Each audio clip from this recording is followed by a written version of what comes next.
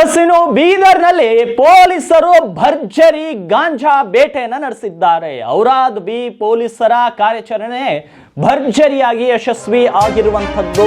ಖಚಿತ ಮಾಹಿತಿಯನ್ನ ಆಧರಿಸಿ ಹೊಲದ ಮೇಲೆ ದಾಳಿಯನ್ನ ನಡೆಸಿದ್ರು ಪೊಲೀಸರು. ಖಂಡಿಕೇರಿ ಗ್ರಾಮದ ಹೊಲದಲ್ಲಿ 100 ಹಸಿ ಗಾಂಜಾ ಗಿಡಗಳನ್ನ ಪತ್ತೆ ಹಚ್ಚಿದ್ದಾರೆ ಬೀದರ್ನ ಪೊಲೀಸರು. ಬೀದರ್ ಜಿಲ್ಲೆಯ ಔರಾದ್ ತಾಲೂಕಿನ ಖಂಡಿಕೇರಿ ಗ್ರಾಮ ಬರೋಬ್ಬರಿ 60 kg 430 ಗ್ರಾಂ ತೂಕದ ಗಾಂಜಾ ಗಿಡಗಳನ್ನು ವಶಕ್ಕೆ ಪಡೆಯಲಾಗಿದೆ. 30,21,500 ರೂಪಾಯಿ ಮೌಲ್ಯದ ಗಾಂಜಾವನ್ನ ಪೊಲೀಸರು ವಶಕ್ಕೆ ಪಡೆದಿದ್ದಾರೆ. ಹೊಲದಲ್ಲಿ ಬೆಳೆದಿದ್ದ ಗಾಂಜಾ ಗಿಡಗಳನ್ನ ವಶಕ್ಕೆ ಪಡೆದಿದ್ದಾರೆ ಪೊಲೀಸರು. ಕಾರ್ಯಾಚರಣೆಯ ವೇಳೆ ಓರ್ವ ಆರೋಪಿಯ ಬಂಧನ ಕೂಡ ಆಗಿರುವಂತದ್ದು.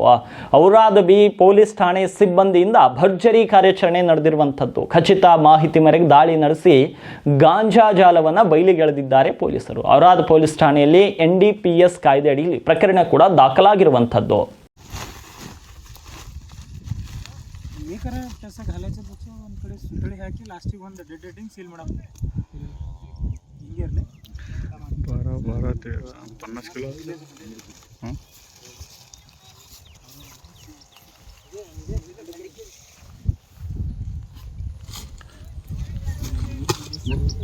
ಸರ್ ವಯಸ್ಸು